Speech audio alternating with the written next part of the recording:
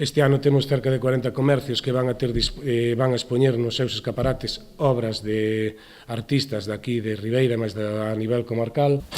Lo bonito también de este año es que tenemos a una de las más jóvenes, de 15 años, Ainhoa Pérez, que es alumna de Paco Casal, que la tenemos ahí en Leaf Store, y luego artistas que nunca han expuesto y nunca estudiaron el arte y pintan de una manera que no lo podrías creer, como Rosa María García, Toña Somoza, y hay más, pero los otros ya llevan alguna carrera artística exponiendo, tanto en escultura como en pintura acrílico, acuarela y en óleo.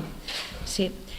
Y nada, la verdad, los comerciantes se han acoplado a esto de una manera, muchos se involucran decorando el espacio también, ahí donde decorar.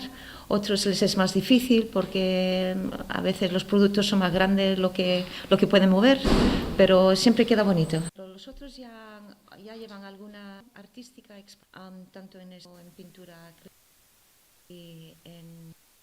Que es una forma de poner el arte a pie de calle, poder ver en un escaparate, en una tienda local, una obra que te haga sonreír, reflexionar o que te inspire, es una experiencia que nos acerca belleza, creatividad y pensamiento. De este modo nos invita a parar, a observar, parar un poco de nuestro tren de vida, dejar el móvil y observar la ventana y el pasaje que hay a través de ella. Ya llevan alguna, tanto en pintura